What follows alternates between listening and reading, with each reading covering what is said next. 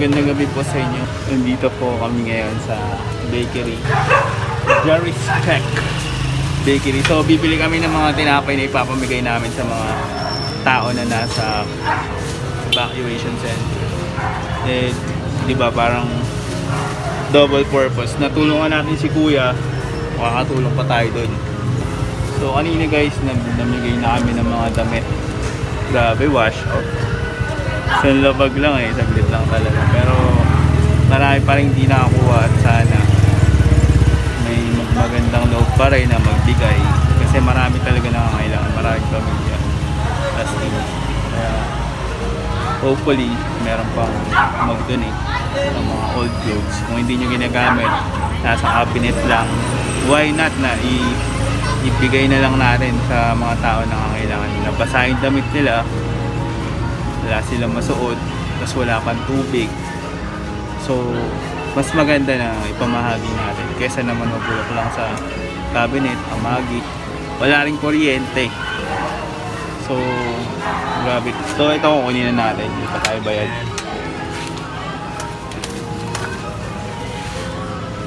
So, papamigay po natin po lahat.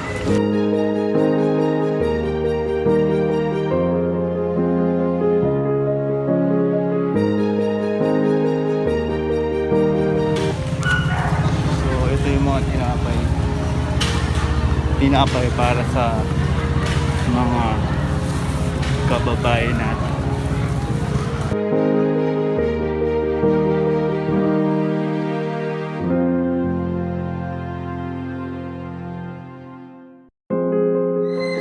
Dito po kami sa Bagong Silangan High School and mamimigay kami ng tinapay ngayon.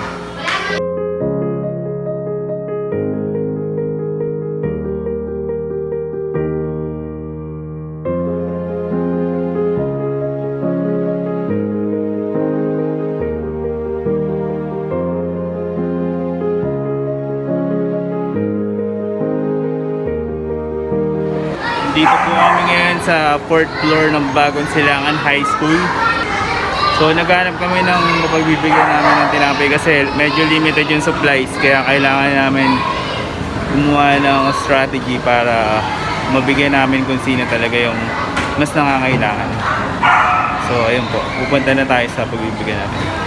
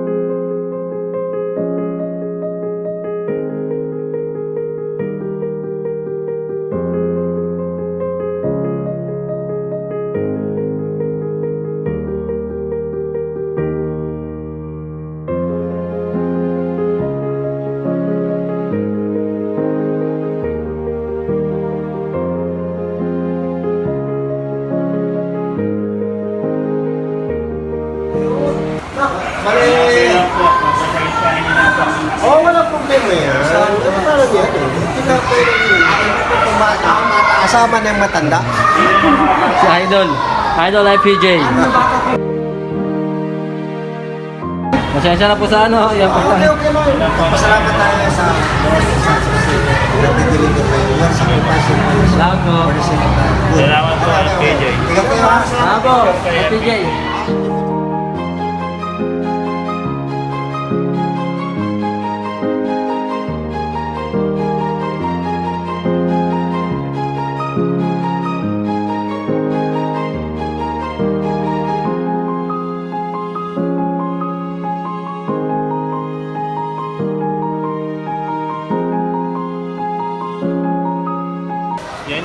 pamigay tayo ng mga tinapay sa 40 pieces na tinapay na pamigay natin. And bukas, lugaw naman po yung ipapamigay natin. Yun, almusal nila. Then,